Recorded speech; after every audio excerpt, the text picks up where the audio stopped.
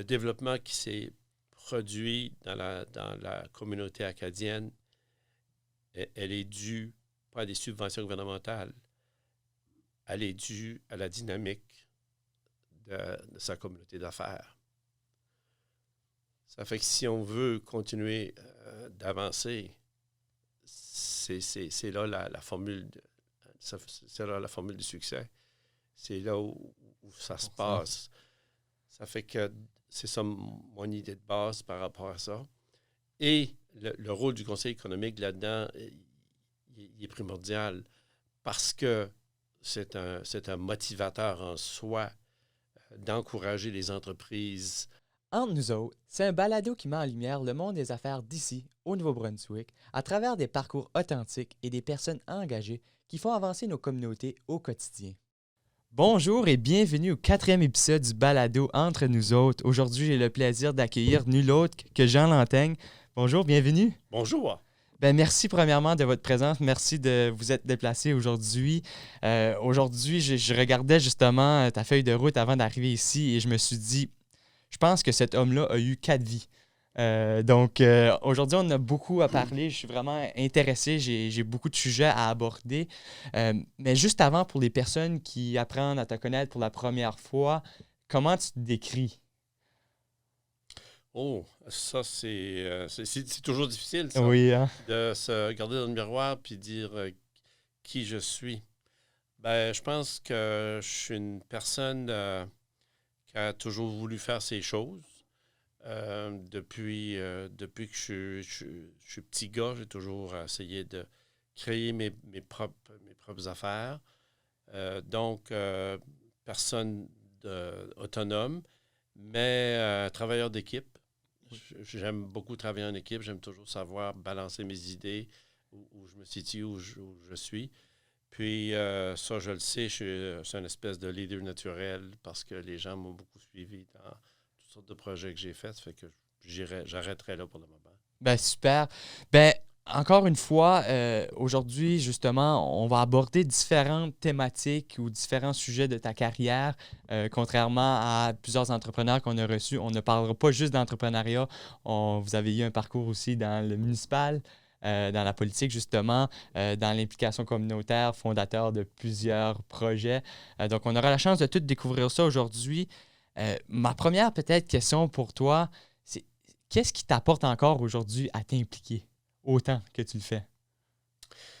Bien, ce que je dirais là-dedans, que beaucoup de gens, en vieillissant, vont dire, physiquement, on vieillit, mais la tête, les idées, ça ne vieillit pas. Ça fait que j'ai aujourd'hui l'âge que j'ai. J'ai 76 ans aujourd'hui. 76 ans. Mais pour moi, dans ma tête, j'en ai 20. Ça fait que c'est pas les idées qui manquent. Il y a toujours quelque chose. Fait que quand les gens me demandent quand est-ce que tu prends ta retraite, ben pour moi, je vois pas ça. Là. Ça fait que j'ai pas un objectif de dire je vais cesser de travailler, je vais aller. J'ai toujours quelque chose à l'idée. Il y a toujours une affaire qui me vient à l'idée puis que je pourrais mettre en œuvre. Super. Là, on retourne un peu plus dans ta jeune carrière, peut-être. Tu viens de la péninsule acadienne. Oui. Tu es venu à l'Université de Moncton en commerce. Oui. Tu as terminé ton baccalauréat en commerce. De ton côté, tu es retourné dans la péninsule acadienne directement après tes études ou quelques années après tes études? Non. J'ai eu la chance d'être embauché ici par l'université. Et je vais retourner un petit peu à ce moment-là, ce qui s'est produit quand je suis arrivé ici. À l'école, ça a commencé je viens originaire de Boc-à-Laquette, puis j'ai commencé avec les religieuses qui dirigeaient l'école à Boc-à-Laquette, qui aimaient le cinéma assez curieusement, puis qui apportaient beaucoup de films régulièrement. Puis les religieuses m'ont montré comment opérer le projecteur. Fait que OK. je suis devenu projectionniste. Puis à partir de là, ça a commencé tout de suite à m'intéresser au cinéma. OK. Quand je suis arrivé ici, à l'université, il y avait une affaire qui s'appelait Ciné Minuit. OK. Et parce qu'il n'y avait pas aucun film qui était présenté à Moncton à ce moment-là.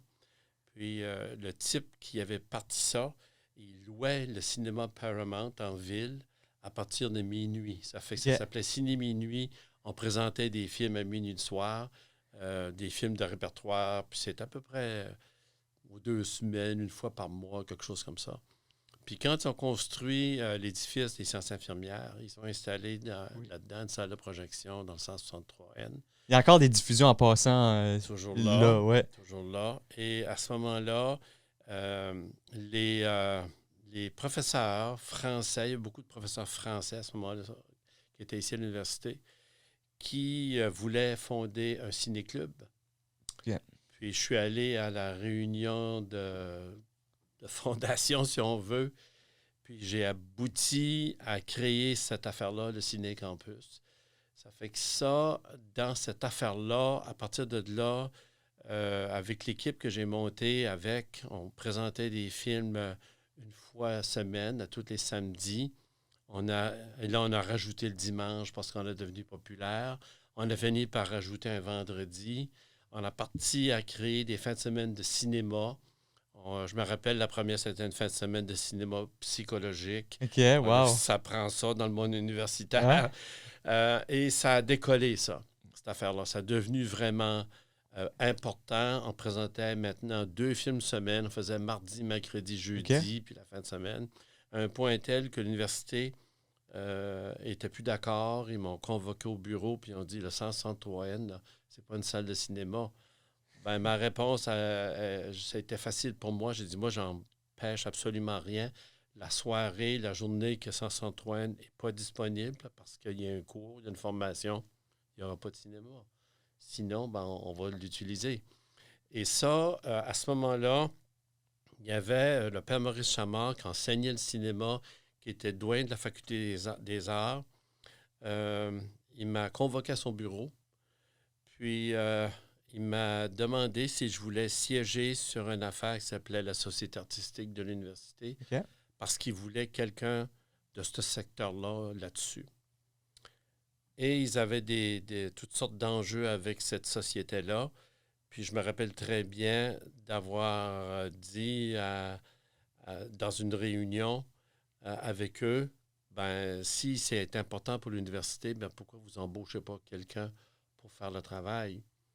Puis ils m'ont tous regardé, puis Chamard m'a dit, en fais-tu la proposition? Ben, ma réponse était, moi je suis un étudiant ici, peux-tu faire des propositions à ça? Ils ont dit oui. Ça fait que ça passait comme ça. Quelques mois plus tard, Chamard m'a convoqué à son bureau, puis il a dit, tu sais le poste que tu as proposé? J'ai dit oui. Ben, il dit, j'ai fait approuver ça par l'université, puis j'aimerais que c'est toi qui fais cette fonction-là. Donc, tu as créé ton premier poste. On peut dire ça. On peut dire ça. Sauf que quand je suis arrivé ici, Chamard, avec toutes ses bonnes intentions, ne m'avait pas tout dit la vérité. L'université avait dit en partie oui à ça, mais en fin de compte, ce qui était le vrai poste, c'était secrétaire exécutif pour la faculté des arts.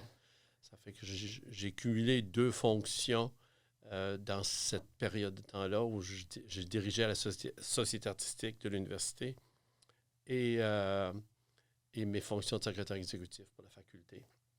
Fait que ça m'a permis de toucher toutes sortes de choses, organiser les spectacles de la chorale de l'université, du théâtre, du secteur de l'art dramatique, des conférenciers qui venaient à l'université. J'ai fait toutes sortes de choses là-dedans. Et en 1973, ça a été le 10e anniversaire de l'université. Puis on m'a demandé de siéger sur le comité organisateur pour tout le volet socioculturel de l'affaire. Okay. Puis à l'époque, tu étais employé, tu étais encore à Moncton? Non, j'étais employé. C'est ça, j'étais employé à temps plein à l'université. Okay. Et là, j'ai organisé cette affaire-là avec une panoplie de spectacles. Edith Butler, que je me rappelle, Calix Duguay, tous les noms, ils ont tous passé. Donna Lacroix, Angèle Arsenault, La Sagouine. Wow. Tout présentait ça. J'avais un spectacle du Père Gédéon là-dedans qui était venu ici. Puis un groupe qui faisait, à ce moment-là, sur la 13, une revue du rock and roll. On OK. était en 73. Ça s'appelait, je me rappelle bien du nom du groupe, ça s'appelait Jason. On a fait venir ça ici, à l'université. Puis ça a connu un succès phénoménal. Tous les spectacles, c'était complet partout. Fait que j'ai devenu un animateur culturel en demande à ce moment-là à l'université. OK. Ouais, ça a été une bonne époque. Puis après... Plus le ciné-campus qu'il faut. Oui, justement, à cette époque-là, tu travaillais pour l'université. Qu'est-ce qui t'a amené après l'université à retourner peut-être au Bercail dans la péninsule acadienne? Oui. Et plus précisément à Boc-à-Raquette. Oui. À ce moment-là, je me suis marié et ma femme était pianiste, Renée Robichaud. Elle avait pris son cours ici à l'université. Puis c'était une pianiste accompagnatrice qui était très en demande. Et elle a commencé à enseigner la musique dans le district scolaire ici dans la région de Moncton. Et assez surprenant, à ce moment-là, il y a eu des coupures. Oh, wow. Elle avait enseigné une année, puis l'année suivante, elle a perdu son poste, il y avait des coupures, puis elle s'est retrouvée sans emploi. Et en même temps, le district scolaire 5 à Calaquet, eux, c'était le contraire. Ils ouvraient l'enseignement de la musique dans les écoles. Puis le directeur du temps est venu ici, puis a proposé un emploi à ma conjointe. Ça fait que là, on avait un choix à faire. Qu'est-ce qu'on faisait? Est-ce que je continuais ici à l'université ou qu'on retournait chez nous? Puis, on a fait une tournée. Elle accompagnait Donna Lacroix. OK. Puis, on a fait une tournée transcanadienne où on s'est rendu jusqu'à Vancouver avec ça. Et durant ce voyage-là, durant cette tournée-là qui avait duré, si je me rappelle bien, 37 jours, j'avais pris un congé ici de l'université pour faire ça.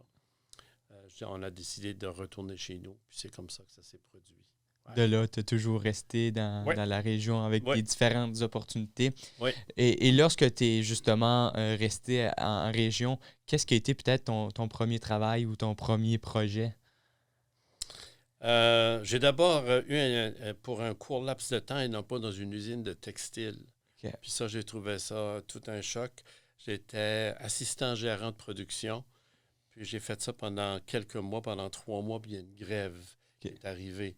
Puis je suis bien content que la grève ait arrivé parce que forcer des employés à respecter des calendriers horaires dans une usine de textile, ça n'avait rien à faire avec ce que j'avais fait. Tu avais appris au baccalaureat ou à Moncton dans ton emploi. Dans mon secteur culturel que je faisais, j'étais carrément ailleurs.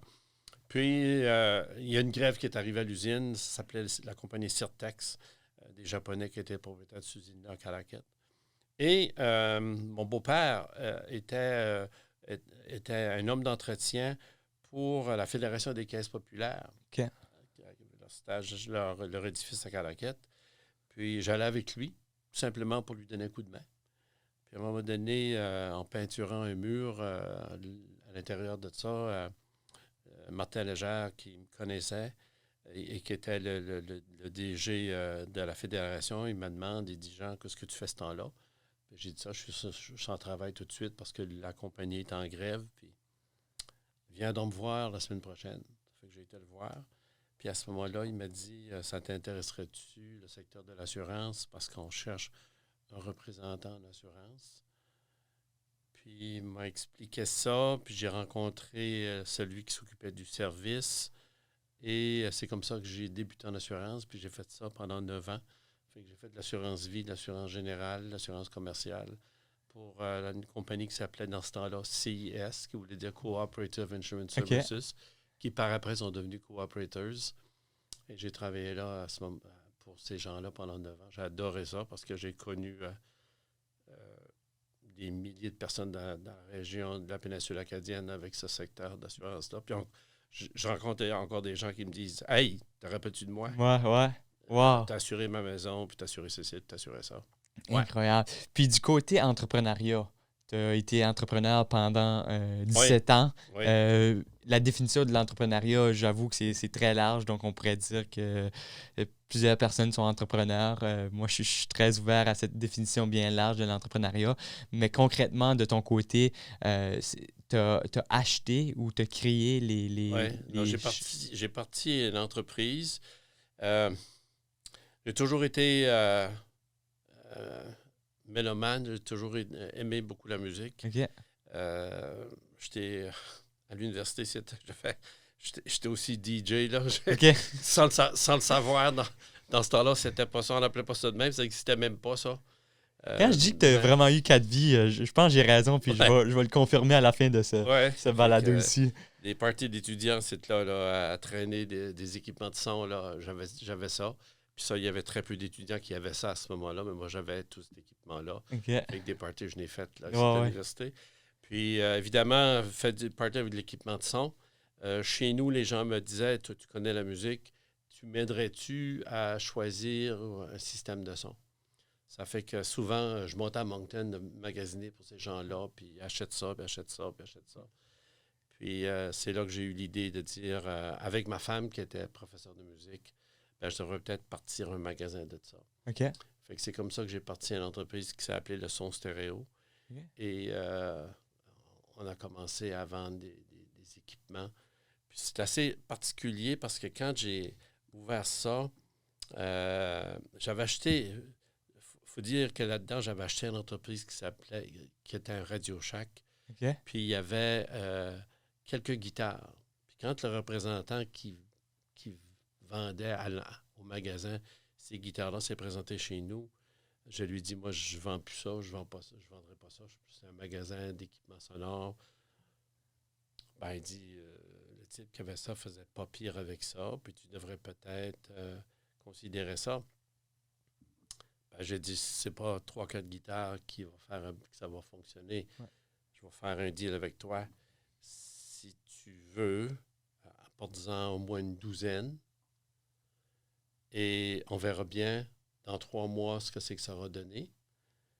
Puis, comme de fait, ça a décollé avec ça. Puis, ça finit que j'avais à peu près tous les marques d'instruments de musique que tu peux penser. Je les vendais à mon magasin. Okay. Les Yamaha, les Fender, les Roland, les Ibanez, tous ces instruments, les Ovation, système de son PV. Ça fait que mon magasin était devenu un magasin et d'instruments de musique et de systèmes de son. OK. J'avais 4 professeurs qui donnaient des cours de musique. Ma femme, qui était pianiste, donnait des cours de piano. J'avais des professeurs qui donnaient des cours de flûte, de saxophone, de toutes sortes de choses. Okay, vraiment des services aussi. Oui. Je vendais des flûtes à bec. Là. Je vendais ça dans les écoles. Je vendais 5 à 6 000 flûtes Yamaha par année. Les flûtes de la Yamaha, j'ai utilisé ça, moi, dans mes cours de musique. Il y a des bonnes chances que c'est moi qui ai vendu ça à ton école. Ben, cette entreprise-là, justement, tu l'as eue jusqu'à quand? Elle est-tu encore existante? Non, non. Ce qui s'est malheureusement, j'ai perdu cette entreprise-là. Ma femme a débuté une histoire malheureusement de cancer. OK. Puis, j'avais jamais réalisé comment c'était la personne clé de l'entreprise.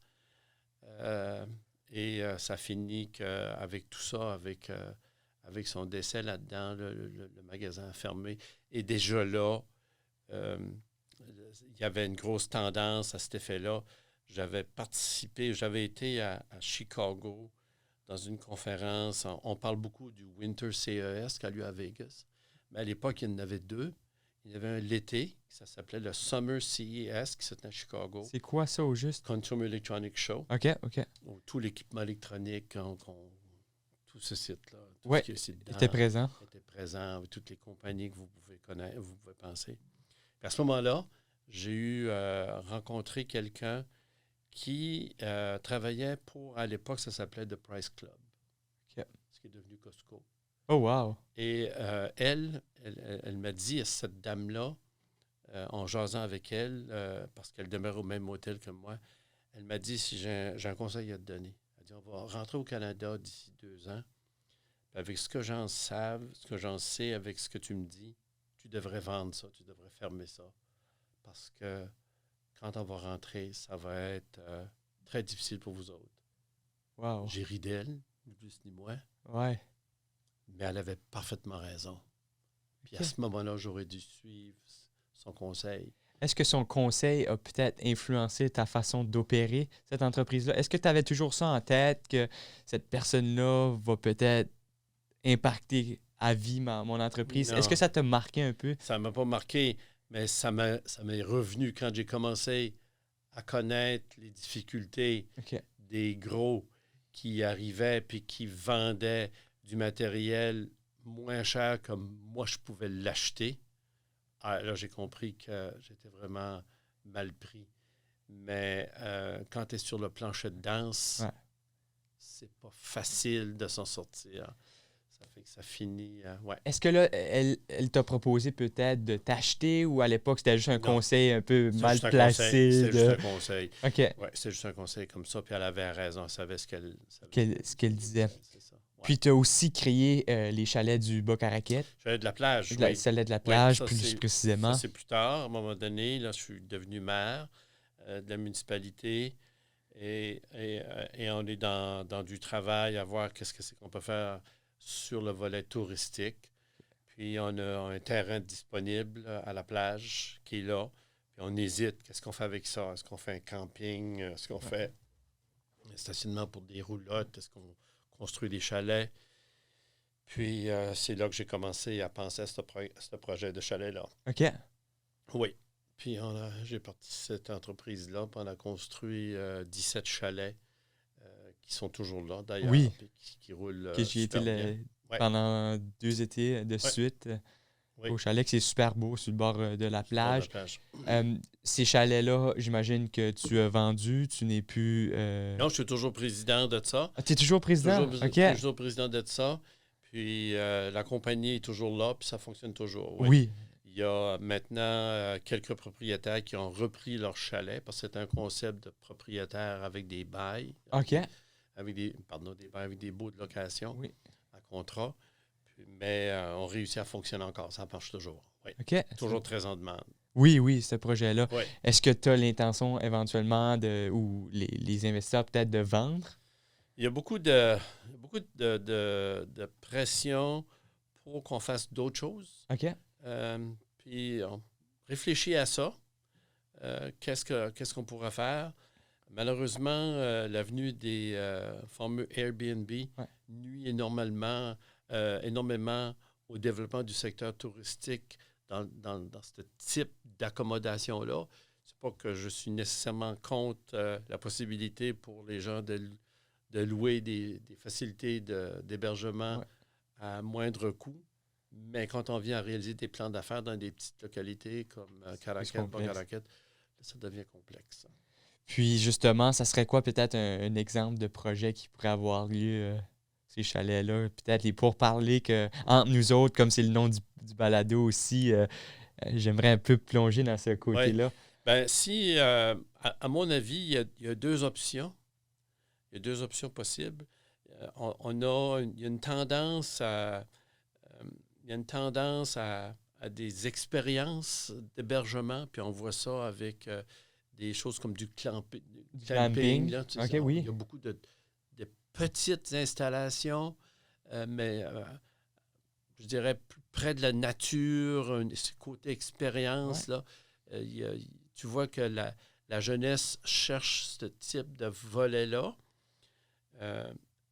Ou à l'autre extrémité de ça, plus espèce de grosse propriété avec de nombreuses chambres, plus pour une grosse famille ou un groupe, pour exemple, style 6, 8, 9, 8 chambres à coucher, des salles de bain dans toutes les chambres, concept avec salle de jeu, spa, des genres d'expériences comme ça, où on veut aller entre amis, du corporatif, famille, qui loue toute la facilité pour une fin de semaine. Pour une semaine, ça peut être, exemple, un groupe de motoneigistes, un groupe de gens qui font du VTT, un groupe de sport, une famille, un mariage. Il y a beaucoup de ce genre de demandes-là.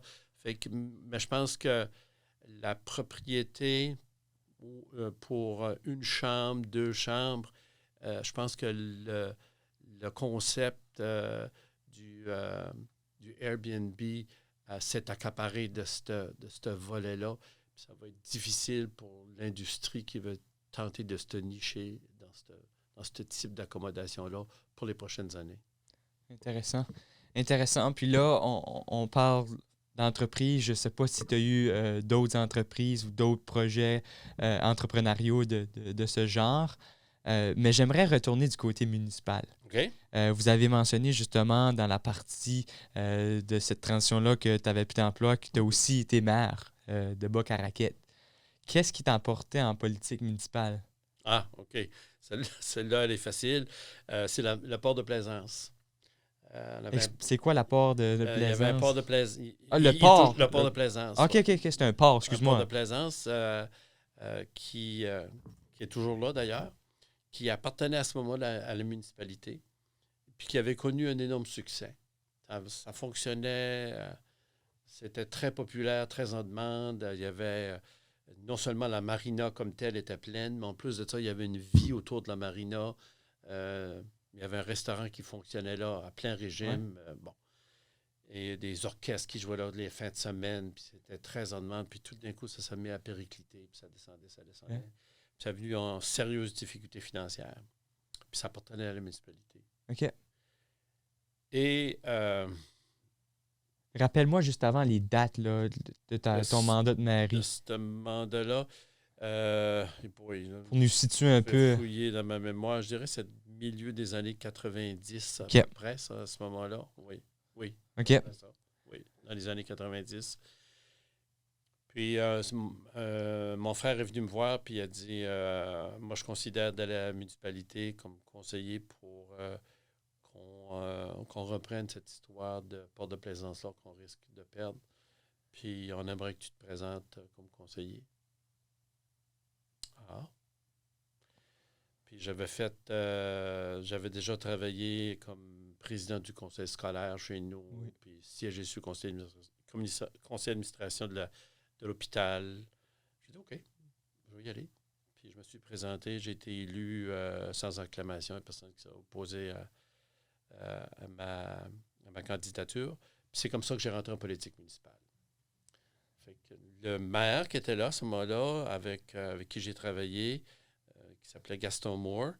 Gaston a eu l'occasion de se présenter en politique provinciale comme député. Il a été élu. Oui. Moi, j'étais à ce moment-là maire adjoint. Fait que là, de facto, quand M. Moore s'est présenté en politique, je suis devenu le maire suppléant. Puis là, je me suis représenté aux élections. Puis c'est comme ça que j'ai abouti en politique municipale. Puis de là, j'ai fini par aller à l'Association francophone des municipalités. J'ai devenu vice-président. À la présidence aussi. Puis là, j'ai devenu président. J'ai siégé au conseil d'administration de la Fédération canadienne des municipalités. Okay. J'ai cheminé là-dedans, dans le monde municipal, pendant plusieurs années. Qu'est-ce que tu as aimé de ce monde municipal-là? Pourquoi autant d'années dans le monde municipal? Très engageant. Très, très engageant. Très intéressant au niveau au niveau de l'interaction avec les citoyens. C'est exigeant, mais c'est motivant. Parce que la politique municipale, c'est la politique la plus près des gens. Dans ce temps-là, aujourd'hui, c'est plus ça, là, mais ça allait au ramassage des ordures, là, on se comprend. Okay. Puis les gens t'accrochent, veulent te parler pour toutes sortes de choses. Le chien du voisin qui aboie, les rues qui ne sont pas nettoyées, les trottoirs qui sont endommagés, etc., etc. Fait que là-dedans, beaucoup d'idées qui au-delà du day-to-day, si tu veux, mais ça amène une interaction citoyenne vraiment, vraiment intéressante. Puis ça, pour moi, j'ai trouvé ça motivant, cette partie-là de ma vie. Ouais. Qu'est-ce qui serait ta plus grande fierté, peut-être, dans ta présence municipale, tant comme maire qu'à la présidence de l'association? Il y a plusieurs choses. Définitivement, les chalets de la plage, qu'on a parlé tantôt, okay. C'est une de mes réalisations que j'ai faites pendant que j'étais maire. Très, très fier de ça. Et de la plage de Boc-à-Raquette qui est devant les chalets. C'était en élaboration, ce projet-là, mais c'est vraiment moi qui l'ai apporté au niveau où elle est aujourd'hui. Ça fait que ça, de ce côté-là, oui, Ça, c'est des réalisations qu'elle a faites. On a sauvé ce port de plaisance-là. Plaisance, ouais. Ça, c'est une autre réalisation intéressante qui s'est passée là. Maintenant, dans ça, je dirais que il y a eu des moments importants pour moi là-dedans. J'ai eu l'occasion d'être invité à participer à l'Association internationale des maires francophones. Et ça, pour participer à ça, il fallait être maire d'une ville francophone d'au moins 100 000 habitants. OK. Et ça, ce que c'est que ça fait comme réalité à ce moment-là, aucun maire du Nouveau-Brunswick ne pouvait siéger ou participer à ces activités-là parce qu'on rencontrait tout simplement pas le critère d'admissibilité. Mais à ce moment-là, il y avait M. Charret qui était aux affaires intergouvernementales pour la province qui, dans son rôle, s'est frotté sur ces gens-là. Puis, il y a eu l'idée de proposer à l'AIMF, est-ce qu'une association qui représenterait l'ensemble des municipalités francophones, ça serait admissible? Puis, on dit oui. OK.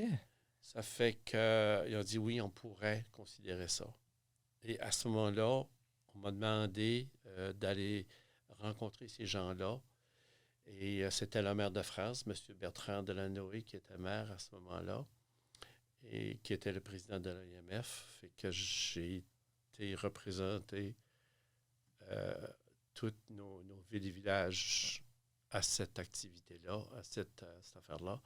Fait que j'ai trouvé que c'était un bel accomplissement d'avoir la chance de faire ça. Donner une visibilité en quelque sorte aux municipalités plus petites et se regrouper ensemble. C'est ça. Ça fait qu'à côté du maire de Montréal puis de Mme Boucher, à ce moment-là, qui était maire de Québec, j'ai participé à ces affaires-là. Ça fait que j'ai trouvé ça intéressant. Puis un autre fait d'armes que j'ai fait, j'ai eu l'occasion de participer aux réunions de l'OIF. OK. Et la même chose, je suis allé à titre de représentant de l'Association francophone des municipalités de la province. Puis j'ai eu la chance d'être à la table à un moment donné de cette affaire-là. C'était à ce moment-là Stephen Harper qui était le premier ministre. Puis de me retrouver là, représentant les villes et villages francophones du Nouveau-Brunswick, j'ai trouvé que c'était toute une honneur de faire ça. Certainement. Puis, il y a quelque chose qui m'a interpellé quand, justement, tu parlais de tes réalisations. Les chalets, est-ce que c'est une forme d'entreprise coopérative ou sociale ou c'est vraiment c'est pas une coopérative, mais c'est une association à but non lucratif. OK. Ça fait que c'était l'entreprise sociale. Ouais. OK, je ne savais pas du tout cette particularité-là qui est vraiment intéressante. Puis, une personne polyvalente comme toi, justement, a fait un peu de tout. J'aimerais retourner dans un milieu assez particulier parce que je vois une passion depuis, même avant l'enregistrement. Tu me parles beaucoup du milieu des arts. Je pense que c'est une passion pour toi. J'imagine même avec ton épouse à l'époque, justement, le fait d'avoir eu une entreprise dans ce domaine-là et tout. Ouais. Tu as été fondateur du Théâtre populaire d'Acadie. Oui. Pourquoi ce théâtre-là? Qu'est-ce qui était son importance? Qu'est-ce qui s'est produit là-dedans? Oui. Bien, retournons à cette fonction-là que j'ai à l'université. Okay. Je suis directeur artistique je suis le directeur de la société artistique. Hey, désolé pour les auditeurs qui nous écoutent, on passe du coq à l'âne, mais c'est un parcours comme ça, vraiment, là. Et là, ben, je touche à peu près toutes sortes de choses. Puis, rappelons-nous que là, la Sagouine est dans ses débuts, notamment, entre autres, dans cette affaire-là. Puis, ça fait que là, il y a un mouvement qui se passe à l'université au niveau du théâtre puis de toute cette vie-là. Puis, il y a un type qui s'appelle Régent Poirier, qui est ici à Moncton. Et un autre nom fort bien connu, Laval Goupil, qui est ici, auteur, dramaturge, comédien. Puis ces deux-là sont tous les deux maniaques de théâtre. Puis ils me rencontrent, puis il dit, on aimerait de créer une compagnie de théâtre à Caraquette. Puis à ce moment-là, ici, sur la rue Saint-Georges, j'ai mentionné la Sagouine tantôt, ça s'appelait les Feux Chalins. OK. Et c'était sur la rue Saint-Georges, il y avait un petit théâtre là, puis la Sagouine jouait là. Fait que là, les Feux Chalins sont à Moncton, mais on n'a pas de compagnie de théâtre autre que ça. Ça fait que la vision de Poirier et Goupil, disons ça comme ça, eux autres, ils voulaient avoir quelque chose au sein de la péninsule acadienne. Ben, moi, je travaillais à l'université, puis on se réunissait, je me rappelle de ça, c'était, je ne sais pas trop quelle rue ici à Moncton, là. Puis on passait des soirées de temps à élaborer des plans, puis à rêvasser là-dessus, puis comment est-ce que ça pourrait être, qu'est-ce que ça donnerait, comment ça fonctionnerait. Surtout que tous les trois, on travaillait tous ici à Moncton. Ça fait que là, 74 arrive, je déménage avec ma conjointe à Caraquette. Ben, ça n'a pas pris 6 mois qu'une bonne soirée, Régent Poirier frappe à ma porte. Tu es à Caraquette, ben, il est dans ma maison. Il faut partir de théâtre, tu es ici.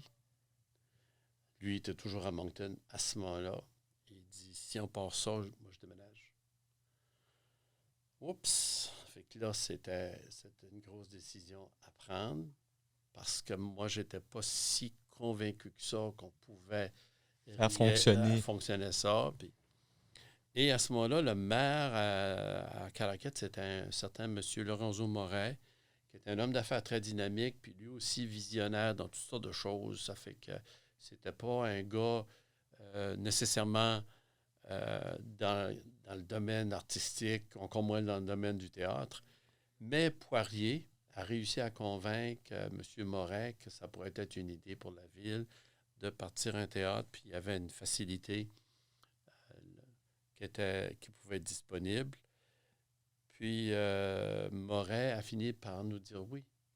Ça fait qu'à ce moment-là, on a créé le Théâtre populaire d'Acadie, comme ça. Puis c'est parti de petit. Et on a créé 2 compagnies. On a créé le Théâtre populaire d'Acadie, puis ensuite, on a créé une autre compagnie qui s'appelait les Productions de l'Étoile. Puis les Productions de l'Étoile ont connu tout un succès parce que dans cette affaire-là, avec le théâtre, il n'y avait personne qui faisait de la gestion d'artistes. Chacun opérait son affaire. Il y a un gars que vous connaissez qui s'appelle Jacques Savoie, auteur, qui venait de 50 ans, puis qui appartient à un groupe avec Isabelle Leroy qui s'appelait Beau-Soleil-Broussard. Oui, Beau-Soleil-Broussard. Ben, Beau-Soleil-Broussard, il n'y avait personne pour gérer ça. Ça fait que c'est les Productions de l'Étoile qui ont pris la gestion de Beau-Soleil-Broussard. Puis ça fait qu'on a opéré 2 choses. On a opéré la gestion des Productions de l'Étoile et la gestion du groupe Beau-Soleil-Broussard. Puis en parallèle à ça, ben, on a levé le Théâtre populaire d'Acadie, puis parti ça petit à petit avec... À quoi ressemble peut-être la gestion d'une entreprise de théâtre? C'est quoi pour les personnes qui ne connaissent pas ça du tout? Bien, moi, j'en ai assumé la présidence. Okay. Fait que je ne suis pas le type qui avait la main dans la gestion de l'affaire à tous les jours, à embaucher des comédiens, puis à choisir quelle pièce on va monter. Puis ça. Toute cette partie-là, c'était Régent Poirier et Laval qui s'occupaient, si on veut, de toute la quincaillerie de l'affaire. Moi, j'ai dirigé le conseil d'administration à ce moment-là pour petit à petit monter ça, aller chercher des subventions, des représentations pour être capable de structurer la compagnie puis partir ça pour que ça fasse ce que c'est que ça donne au rendu aujourd'hui. Donc, en quelque sorte, vous créez des pièces de théâtre pour un peu les diffuser partout. C'était ça l'idée. C'était pas d'abord un théâtre de tournée, c'était des productions locales qui jouaient dans cet édifice-là, qui est un ancien hangar qui appartenait au Robin, qu'on a transformé en édifice pour un théâtre de poche. qui est situé derrière l'école des pêches. C'est toujours là, l'édifice. Ça appartient toujours au Théâtre populaire d'Acadie. Mais c'était ça l'idée. Puis petit à petit, ça a migré. Puis ça finit par partir un théâtre de tournée professionnel. Ouais. Incroyable. À l'échelle que c'est rendu aussi, Ouais. le petit projet qui, parfois, on ne réalise pas. On mène des projets et ces projets-là ont de grands jours. Hein, c'est ça. C'est ça. Oui, on décolle ça. On ne pas toujours où ça va nous mener. Oui, Ouais. puis là, encore une fois, un peu du coq à l'âne ici avec ton parcours. Justement, dans le milieu des affaires, qu'est-ce qui t'a intéressé de t'impliquer davantage dans le milieu des affaires? Parce que tu es membre aussi du conseil d'administration de Rédé Canada, membre du conseil d'administration du conseil économique, justement, qui font ce balado ici. Pourquoi? Qu'est-ce que ça a été ta volonté de s'impliquer dans ce milieu? Disons que j'ai toujours aimé brasser les affaires. Yeah. Puis pourquoi, ça je le sais pas, mais faut de mettre la main à la pâte dans quelque chose qui peut mener ailleurs. J'ai toujours aimé ça, j'ai toujours eu ce côté-là. Là, je suis dans le secteur des pêches, ça fait 18 ans. Je suis fils de pêcheur, puis mon grand-père était un pêcheur. Oui. Fait que ce côté-là du milieu de la pêche, avec mon père qui était capitaine de son entreprise de pêche, évidemment, ça a probablement fait que je me suis intéressé au monde des affaires avec ça. J'avais un oncle qui venait chez nous régulièrement le soir après souper. Puis il y avait toujours, lui était homme d'affaires, puis il y avait toujours un millier d'histoires à raconter. Ça fait que je pense que ça a eu beaucoup d'influence sur moi, ce genre d'anecdotes-là, puis d'histoires-là, à vouloir moi-même faire mes propres affaires, puis de m'essayer à faire quelque chose. Ouais. Ouais. Je pense que tu crois maintenant beaucoup dans tes implications, puis je ne me trompe pas, corrige-moi, dans tes implications auprès des différents organismes dans le milieu des affaires. C'est vraiment appuyer justement l'entrepreneuriat des communautés d'affaires du Canada, du Nouveau-Brunswick. Justement, comme membre du conseil économique, je remarque que certaines entreprises ne connaissent pas nécessairement le conseil. Pour toi, qu'est-ce que ça apporte justement aux entreprises de devenir membres? Ben, ça sonne un peu comme une promo, là, mais c'est un peu connaître cette partie-là de... On va reculer. Il y a comme deux parties à ta question. Yep. Puis, je dirais que comme Acadien, comme francophone, en débarquant ici tantôt, là, quand je suis arrivé ici en 68, il y avait quelques édifices. Jeanne de Valois est en construction. J'ai vu l'école de commerce se construire. Quand je suis arrivé ici la première année, tout ça, c'est en pleine ébullition, c'est en pleine construction, tout ceci. Puis grâce à des initiatives gouvernementales qu'on sait maintenant, le développement qui s'est produit dans la communauté acadienne, elle est due pas à des subventions gouvernementales, elle est due à la dynamique de sa communauté d'affaires. Ça fait que si on veut continuer d'avancer, c'est là la formule c'est là la formule du succès. C'est là où ça se passe. Ça fait que c'est ça mon idée de base par rapport à ça.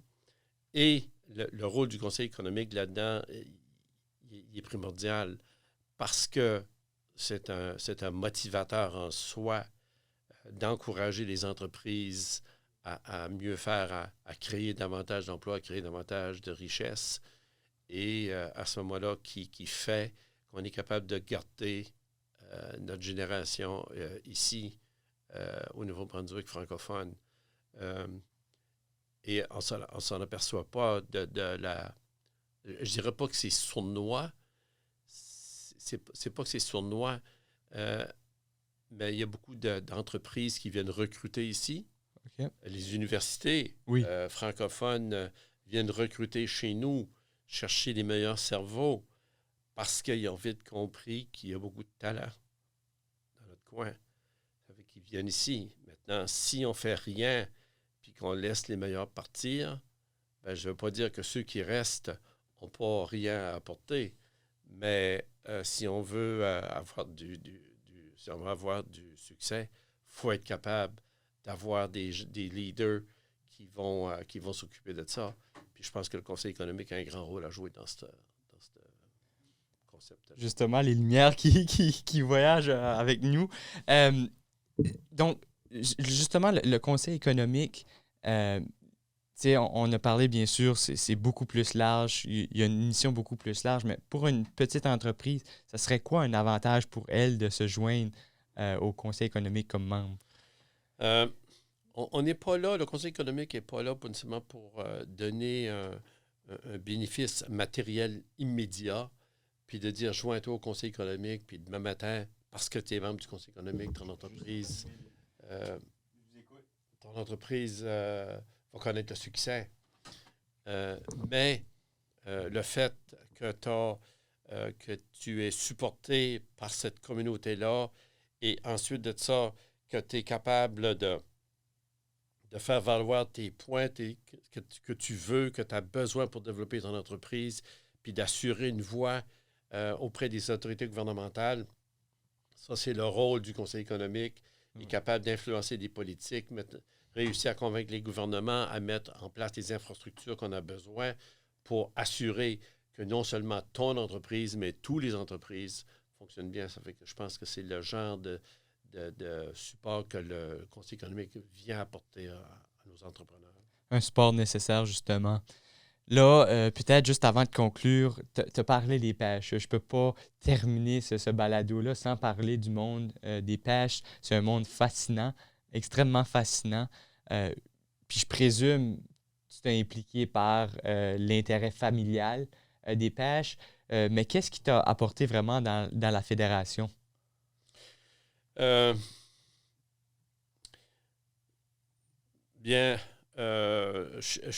terminais, j'étais encore impliqué dans le monde municipal, mais j'étais à la recherche, je venais de terminer un travail pour un projet d'Industrie Canada qui s'appelait la collectivité ingénieuse de la péninsule acadienne. Et à ce moment-là, c'est assez simple, le téléphone a sonné, un chasseur de tête qui voulait me parler. Puis j'ai rencontré cette personne-là, puis il m'a demandé si ça ne m'intéresserait pas de m'impliquer dans le secteur des pêches. J'ai vite répondu oui, parce que je connaissais la pêche, parce que justement, je l'ai dit tantôt, mon père avait été pêcheur et il est malheureusement décédé à l'âge de 50 ans. J'étais jeune quand il est mort sur un bateau de pêche d'ailleurs. Oh, wow. Mais j'ai parlé d'un de mes oncles tantôt, qui continue dans ce secteur-là avec ma mère impliquée dans une usine de transformation du crabe des neiges. Fait que je vivais ça de très près. Mon frère fait de la réfrigération marine à bord des bateaux de pêche. Ça fait que quand tu vis à Boc-à-Raquette, entouré de pêcheurs, ta mère, ton oncle sont dans une usine, ton père était pêcheur, tu es dedans. Là. Ça fait que oui. Et ce que j'ai découvert, cependant, je pensais que je connaissais le secteur à cause de tout ça. Puis quand je me suis retrouvé à la direction de la frappe, j'ai découvert que non, je connaissais très peu du monde des pêches. Ça m'a pris un bon tour de piste, quasiment 2 ans, je dirais, pour vraiment être confortable et à l'aise dans tous les enjeux, dans tous les dossiers qui sont sur la table de ce secteur-là. En gros, c'est quoi le rôle de la fédération pour justement les entreprises de pêche? C'est une fédération de pêcheurs. À la base, et c'est la deuxième plus vieille association de pêcheurs du Canada, créée en 1968. Ça fait qu'on va bientôt célébrer 60 ans. Pendant que j'étais là, j'ai eu l'occasion de fêter 40e et 50e. J'espère d'être là pour le 60e. Là-dedans.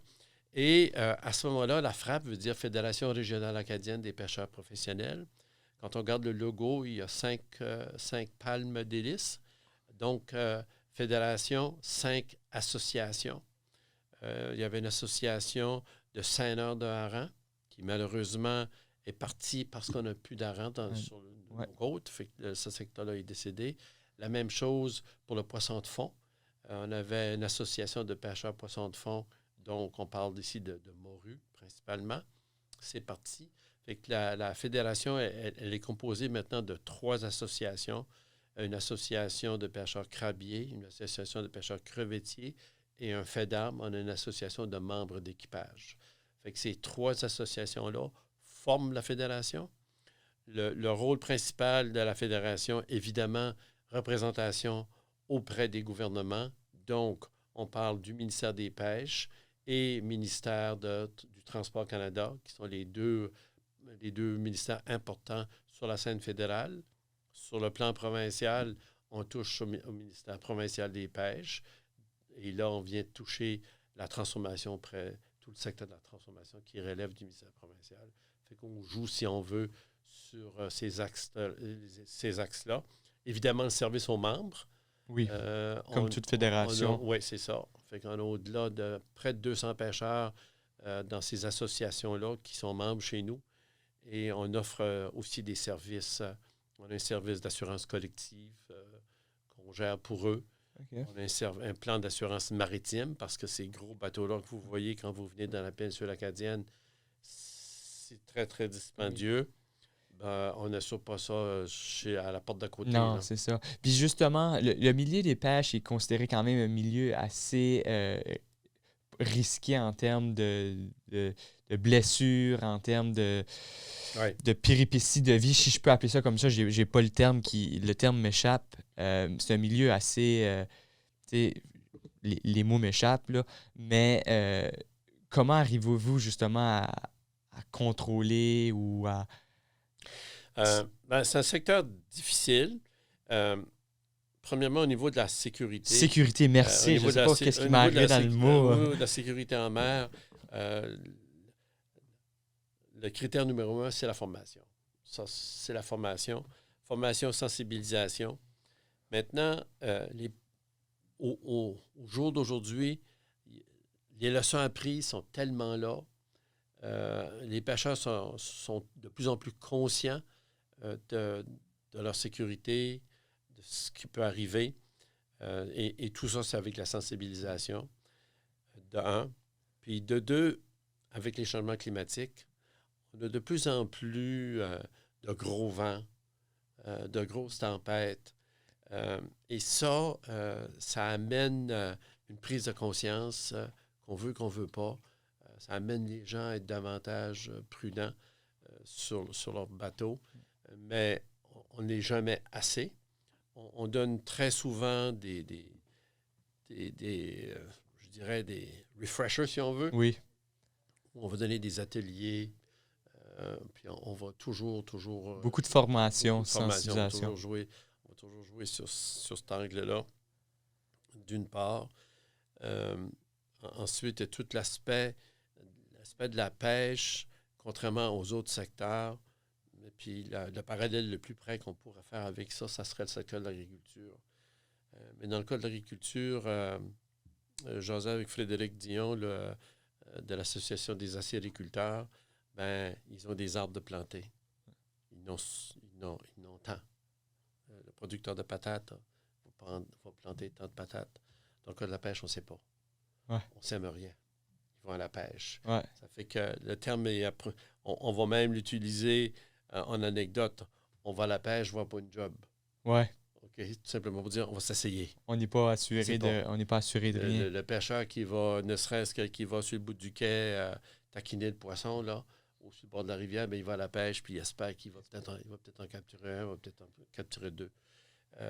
La pêche, même si elle est professionnelle, commerciale, c'est la même chose. On part en pêche, on ne sait pas ce qu'on va capturer. Puis cette incertitude-là, justement, oui, dans la pêche que tu vas aller mener, mais aussi dans le secteur comme tel, pour les entrepreneurs qui s'intéresseraient peut-être au milieu des pêches, comment j'ai toujours entendu des personnes dire que ben, c'est quand même assez difficile d'avoir accès à des permis, c'est Ouais. assez dispendieux, Ouais. c'est souvent de génération en génération. Qu'est-ce que tu dirais aux personnes qui s'intéressent au milieu des pêches, mais qui ne savent pas nécessairement où aller? Oui.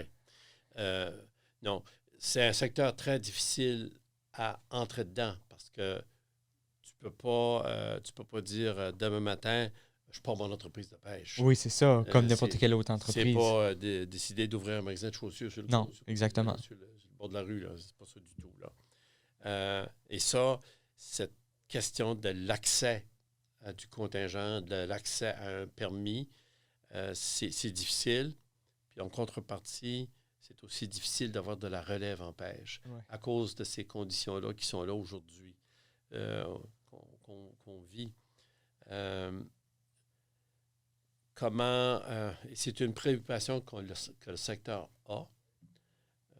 La valeur des permis est tellement devenue onéreuse que c'est pas facile, Ah. quasi impossible, si tu n'es pas fils de pêcheur ou fille de Exactement. pêcheur, d'arriver puis de dire Tu te lances. je me lance puis je vais aller acheter, à moins que tu aies une personne très généreuse près de toi, puis une personne qui n'a pas de relève, puis qui dit mon jeune, je pense que si tu veux ça, je vais te transférer ça, puis on va faire une entente financière. Sinon, c'est quasiment impossible de le faire tout de suite. Donc, justement, un dossier probablement que la fédération... Et c'est des discussions qu'on entretient aussi avec le gouvernement fédéral, qui, lui, a la même préoccupation que nous, OK. parce qu'on veut, on veut bien qu'il y ait des transferts qui se fassent, mais on veut aussi assurer que ça se fasse puis qu'il y a une relève en pêche, parce que les pêcheurs qui veulent se retirer, il faut être capable de permettre à un jeune d'y accéder. Puis, justement, avant de terminer, j'aimerais aborder la partie de la ruralité. Toi qui, oui, es venu aux études à Moncton, tu es retourné pour des raisons personnelles et même professionnelles à un moment donné. Qu'est-ce que tu dirais aux jeunes qui hésitent peut-être de retourner dans leur région en affaires ou même dans le milieu professionnel? Oui. Ben, c'est sûr que l'attrait de la ville, avec tout ce qu'elle peut apporter en termes de services, de facilités, que ce soit sportive, sociale, en santé, culturelle, tout ça. Il y a énormément de choses que les grosses villes, les gros centres urbains offrent de par la nature de la bête. Maintenant, à mon avis, la vie en milieu communautaire, en plus petite municipalité, en communauté rurale, elle est d'autant plus riche qu'elle l'est dans les milieux urbains, à cause justement de cette collectivité-là. Puis, j'ai rencontré un de mes amis qui a mon âge, qui est présentement à Québec, puis qui dit, j'ai un chalet ici, mais j'ai peur de l'hiver à Caraquette, qu'est-ce qui se passe ici. Dans tous nos milieux, à tous les soirs, il y a des dizaines d'activités de toute nature qui se passent. Des bains simples, des journées de cartes, là, ça joue aux cartes dans les maisons. Là. Ça joue pas aux cartes en ville, ici, là.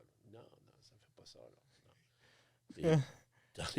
Dans les milieux chez nous, ça commence par des histoires comme ça, aussi simples que ça. Ils sont 6, ils sont 8, ils sont 10. Ils se ramassent dans une maison, dans un club du bel âge, ça joue aux cartes. Ce sentiment de communauté-là, Oui. tu dirais qu'il est beaucoup plus présent en milieu rural. Ne serait-ce que pour des affaires de même. Des implications d'activités bénévoles, il y en a des dizaines, que ce soit, je ne sais pas, ton club de ski de fond, le hockey mineur, toutes ces affaires-là. Toutes les communautés ont maintenant des centres communautaires où il y a tout le temps quelque chose qui se passe d'un côté ou de l'autre.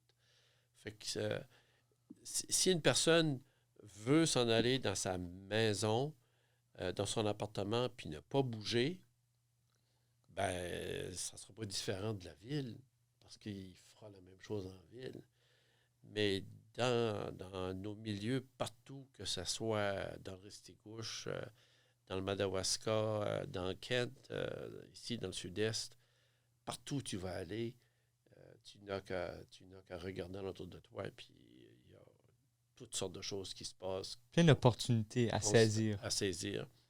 Puis, et ça amène une vie sociale beaucoup plus riche. Les gens qui viennent chez nous, qui circulent avec moi, me disent « Tu connais tout le monde, toi? » C'est ça. C'est pas que je connais tout le monde. Pas plus que personne d'autre. Les gens se connaissent. Et ça amène toute une capacité de faire toutes sortes de choses parce que tu te fais demander, tu ne viendrais pas donner un coup de main sur ce site, puis viens donc nous trouver qu'on fait ça. Puis toi-même, à un moment donné, tu dis, viens donc nous trouver à la maison en fin de semaine, on va faire quelque chose. Ouais. Ce que c'est qui ne se passe pas nécessairement dans le milieu urbain. Très loin. Vraiment intéressant. Puis, bien sûr, 25 ans de mentalité, tu as 25 ans en termes d'âge mental, mais tu as une carrière exceptionnelle. Si tu avais à retourner encore à toi à 25 ans, qu'est-ce que tu ferais peut-être de différent? Ah, ben c'est sûr qu'il y a des choses, les leçons apprises sont là. Oui, c'est ça. C'est pour ça, on veut toutes les entendre. C'est pour ça. Oui, il y a des choses que je toucherais certainement pas. On a parlé d'entreprise tantôt. Je dis à mes enfants, si tu n'es pas partir une entreprise, vends ce que tu sais et non pas ce que tu peux acheter. Okay. Parce que là, tu vas embarquer dans le trouble. Là. Essayer d'acheter un produit, puis de faire un profit, puis de revendre ça. Mais si tu es capable de vendre ce que c'est que toi, tu connais. Donc, plus des services peut-être? Ton expertise, oui, ton expérience, ton savoir. Ça fait que si effectivement qu'on regarde de plus en plus les succès d'entrepreneurs, c'est des gens qui ont quoi? C'est des gens qui ont réfléchi, qui vendent, qui travaillent avec leur savoir, qui travaillent avec leur expérience, qui travaillent avec leurs idées. Je pense qu'il y a beaucoup à... Ça serait un peu ça que je tenterais de faire plutôt que de faire l'expression brick and mortar. Là. Okay. D'avoir un édifice, puis venez chez nous, on est les meilleurs au monde. Là. Je respecte, je lève mon chapeau à ceux qui font ça là, aujourd'hui, puis on voit qu'il y en a de moins en moins. Mais cette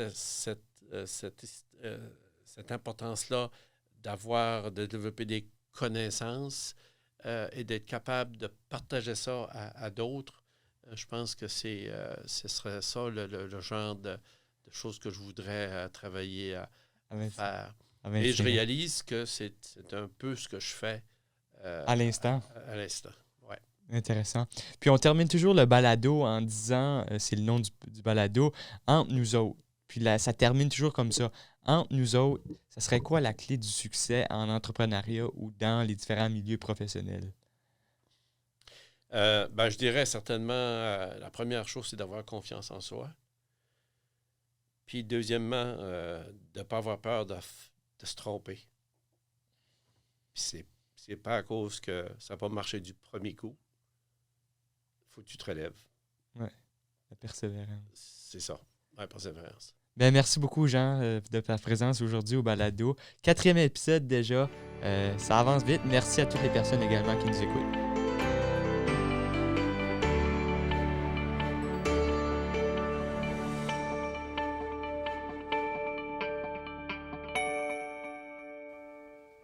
Une production de Podcast NB.